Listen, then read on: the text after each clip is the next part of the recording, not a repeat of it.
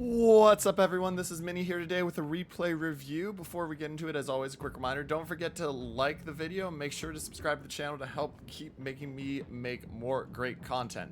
And today, we're actually watching a game I was in, but not from my perspective. We're watching Ironman2140 from PN playing his Yugumo. Yugumo, of course, the Tier 9 Japanese DD of the Torpedo line. Next boat after that is the Shimakaze. And we are on the map Haven. So before we get into this, just looking, it is a mix of Tier 9 and 10. So obviously Tier 9, lower tier. 5 battleships, 3 cruisers, 2 guaranteed radar, 1 that might be smoker radar, and 4 DDs, including a Groningen to fight. So let's get into this and let's watch this.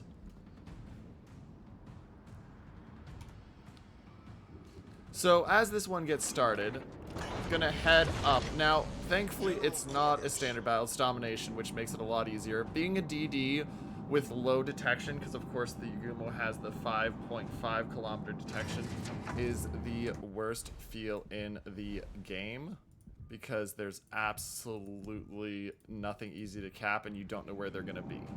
So we're gonna go in here and we're gonna watch. We're gonna go from there. Activated. Now, engine boost to get out to the early idea. I like this. As a DD, what he's trying to do is he's taking advantage of that early, that speed. He's getting himself out towards the edge quickly to try to beat out anything else because there's not something that's super fast. And he's also going to drop torps down this angle to block off. Good chance to block off something, keeps Kaiser protected, though there's a Shima and a Groningen. So at this point now, Iron Man, you got a lot of information. You know that you've got the Shimakaze and the Groningen, which means the Fletcher and the Yugumo are going to be at the other side. You're going to outspot both of these, which is going to be nice. You've also seen that the Riga's coming north, and because the Shimakaze is up here, you're going to have a minnow to watch out for, which means that you have to be very careful because we don't know what that minnow is yet. Your DD in C-Cap is getting his ass handed to him right now, so he has to back out. Granted, fighting a Shimakaze and a Groningen will do that. But now he's just going to play the spotting game for a while. So he's got a Minotaur and he's got a Kremlin. Torpedo reload booster.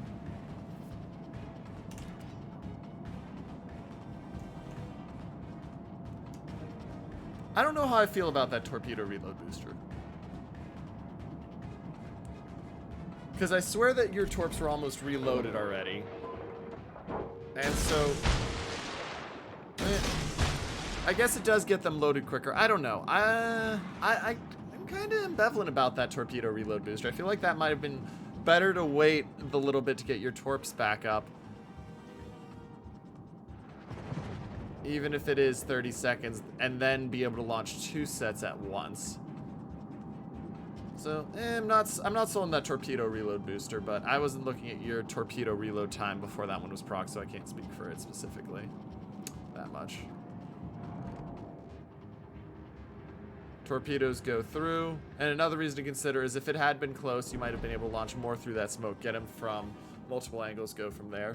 But right now, he knows where the minnow is, he knows where the Kremlin is. The team is up on HP. Now, his team behind him is kiting away. However, and I do like this as the DD, he's not sticking close. He doesn't have to worry about sticking close because he knows the minnow is smoke. The Groningen's still spotted. He can outgun, he outspots the Shima, and he'll be safe.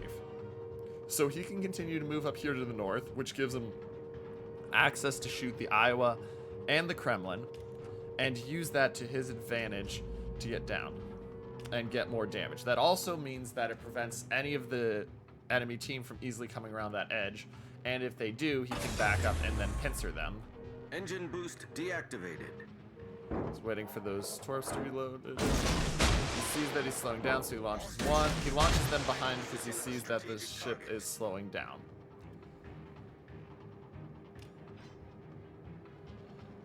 We'll see how those go. I suspect that the Iowa's picking up speed, so those are gonna whiff. But we'll pick up speed and go in. And yeah, torps are almost back up.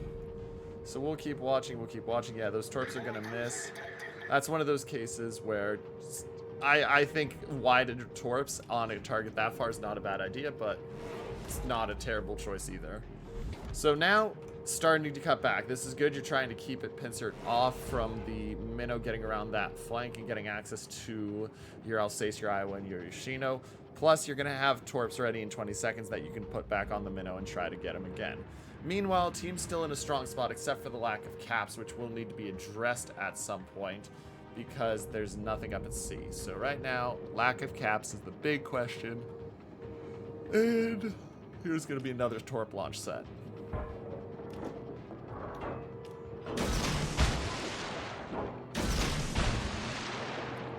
Okay, so I'm gonna keep moving, cutting back.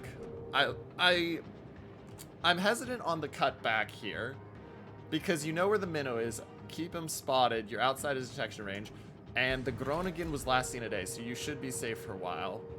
But cutting it around here works out perfectly. Let's watch these torps coming in. Looks like one's gonna hit that minnow, which is gonna be real nice damage on him. He gets one for 19,000. That's the only one, but even getting one there is juicy. And now you got torpedo reload boost up for whenever you're ready for it. And that minnow is hurting. At this point, you have two options here as I look at it. You have the minnow option where you shoot the minnow, or you have the option to go after the Iowa. Speed boost to get access in. I like that in this situation because you're not worried about any of the other DDs. And I like looking at the Iowa here. I personally, now I don't know what you're about to do. If you're about to torpedo reload boost and drop more torps on the Iowa, great. I probably would have widespread the second set just because he's been known to juke, so you're trying to guarantee as much. But with the fact that you are torpedo reload boosting, you're going to get yourself a good chance to hit here, and you're holding and you're waiting to see. That's the other important thing. He didn't launch them immediately. So a lot of people, what they'll do, and myself included, sometimes I fall into this, is we'll launch the second set, or the third and fourth set in this case, of torpedoes after using the reload booster immediately. By not, he's getting the nice hits there. He gets the two torps, and the Iowa goes down. First kill on the board, 53,000 damage, and you can drop the second sets towards the minnow. Now, one awkward spot about where he is right now, and why you gotta be careful where you're going, is he's gonna beach here, briefly, and he's got the issue of there's a Riga there, that if the Riga has radar up, he's gonna be radared, and the minnow's gonna go feast on him for a while. But it looks like there's the radar, but it doesn't matter because the Riga's gonna go down. So there's the kill, and you're safe. So get a little lucky there with the torps. Good aiming on the torps. Get lucky with the fact that he went down before more damage could be done, because I suspect that minnow would have switched over to you if the Riga doesn't die there ASAP. Meanwhile, in a good spot. Ship counts tied 3-3, but the cap issue is 1, and now you can cut back. You got to watch out for that ship that's been missing for who knows how long. Brindisi takes out the minnow. No need to do anything about that. And now you just cut towards the cap.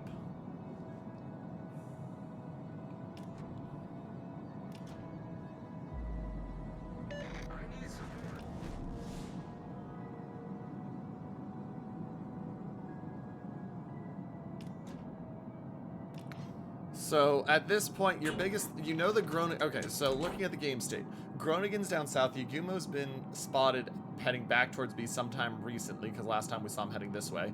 Shimakaze's still unknown, which is a big threat you got to be careful of. And you are down, or you're tied on ships 4-4 now, but you guys are in a good spot. Yugumo spotted. There goes the Petro. So you're gonna cut across. Oh, and there's the Shima. So the Shima's been spotted, and oh, you are in a beautiful position here to just absolutely murk him. And with the speed, yep, there's the speed boost. You want to get in and around that, and there's no reason not to speed boost right now. There's not a radar you're gonna have to get out of. So your best bet is to try to get over here and get that Shimakaze.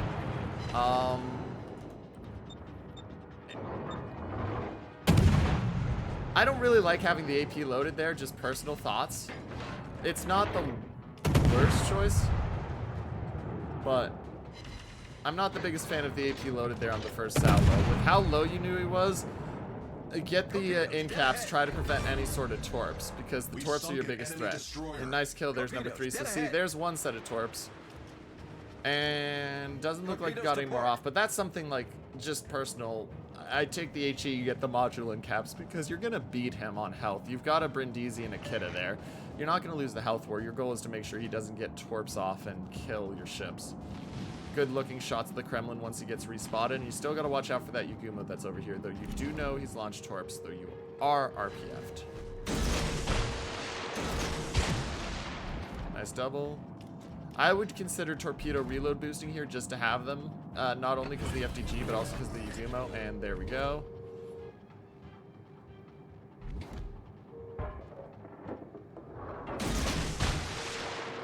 Now, I don't know if it was intentional or not, but you relocked onto the Kremlin there, which I would have locked those onto the FDG, or maybe widespread those to try to catch both, because they're in such a position together, but I can understand it. Because I think 2 sets of torps on the Kremlin alone, there could have been some...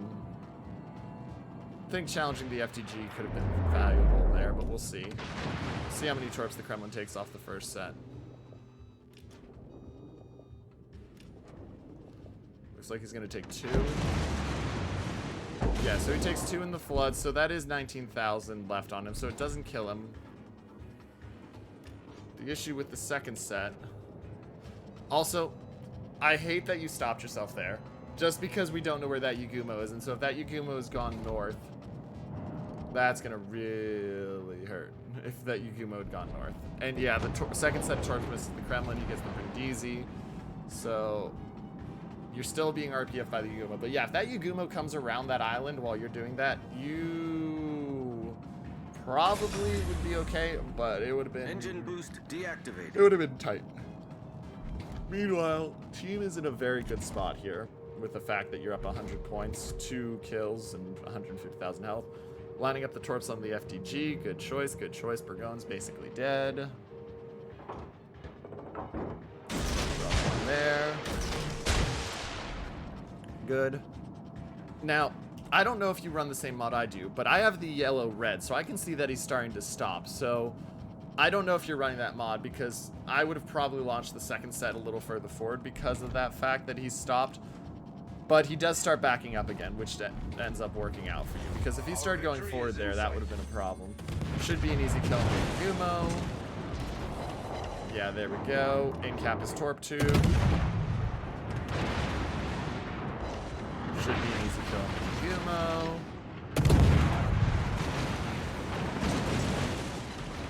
Go, one more salvo. As everything opens up at you. There we go. 4 kills, 115,000. And there's the double strike in the Kraken.